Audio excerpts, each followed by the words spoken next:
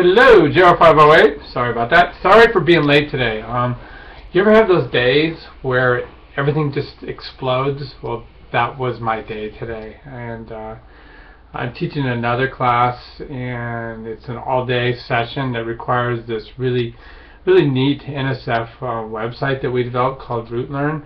And RootLearn just imploded, and it was pretty hard to deal with. So we're trying to fix it, so I was caught up with that. Okay, but no excuses. Okay, so we move on, and today we discuss mental health, and I thank you, Esther and Nicole, for putting together a real good overview, especially Nicole. She had double duty, so thank you, Nicole Marcioni. That's what you get for being my friend. Okay, I knew I could count on you. But before we do that, let's kind of look back at the discussion that Maureen and Arlene were overseeing, and of course they're really hot topics. Visual problems, okay. Here we go, okay. Costco specials all around the house, because 2020 my whole life. And then of course presbyopia creeped in, and now I can only see things really far away. I'm farsighted, but things up close need my magnifying glasses, okay. Everybody goes through it. Even you poor nearsighted people become farsighted in life. It's a universal change in the behavior of your lens. It just gets stiff. The crystalline proteins, they get cross-linked from oxidation. They get cross-linked from UV exposure. So wearing glasses is a good thing. It slows down the process.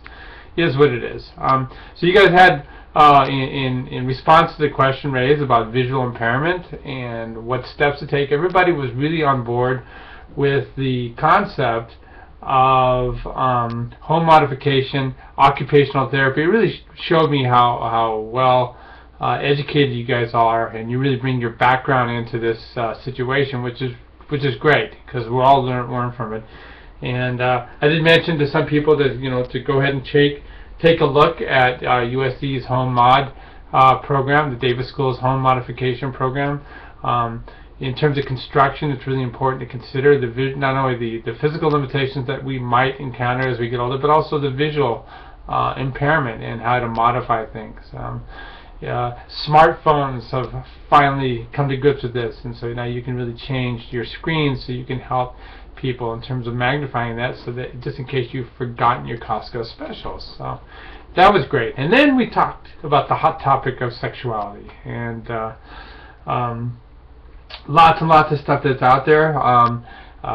There's the low T phenomenon for men that feel like their tail's dragging, and so you can take testosterone to get more energy, more strength, gives you more giddy up in your step, and then of course there's Viagra that will support that giddy up. It's kind of a crazy combination in our modern world. We're going to give you some more juice, and then we're going to give you new weapons.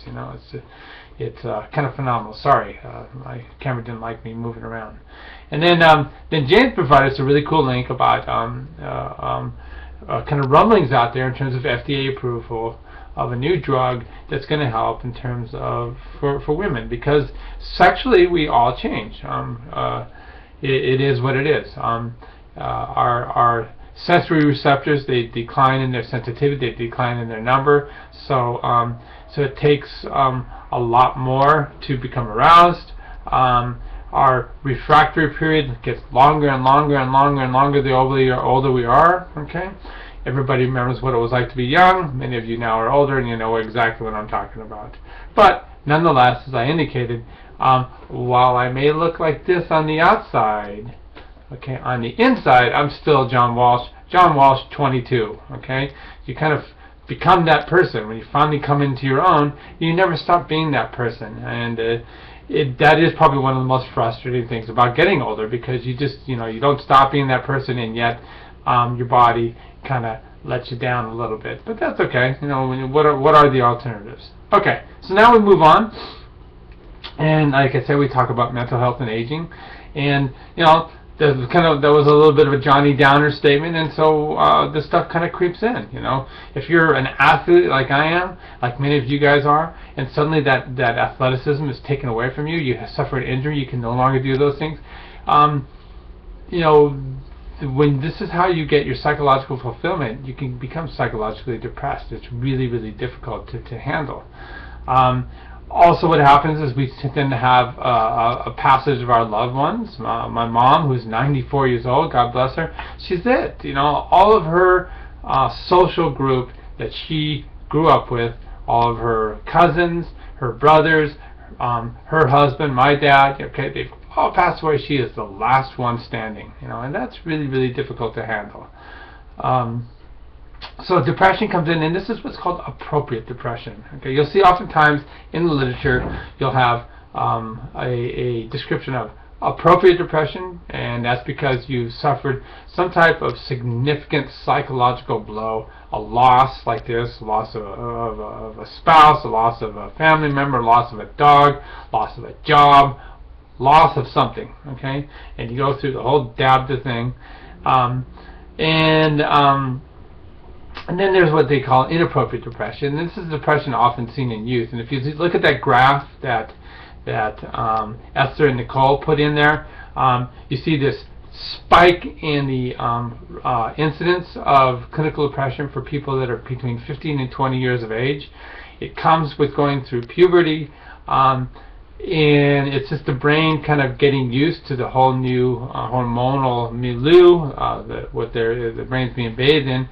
And oftentimes people have everything going on, and yet they are very depressed. So this seems inappropriate to most people in our culture, and that's why it gets tagged that way. The appropriate depression creeps in when you get older, and this is, like I said, associated with loss. And it's interesting to look at those suicide rates. Really interesting. White males are super at risk, as you see that.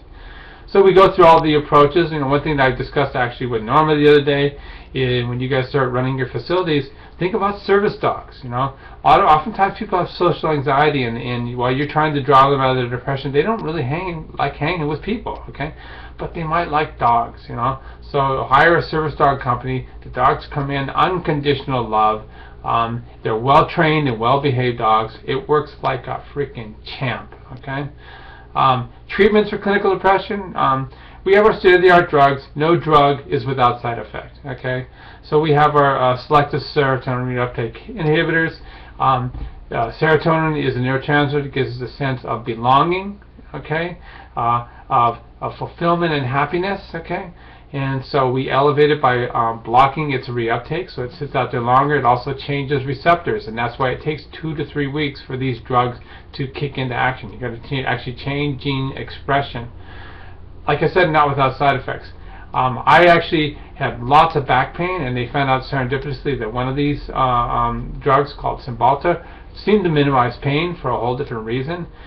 I started taking it. It was all fine. It didn't really help my pain, but what I did notice is I got really bad, even worse insomnia than I already had. So, yeah, everything with a grain of salt. Okay, guys, so I apologize for being late today. I'm back in action, and I look forward to all your papers. Take care now.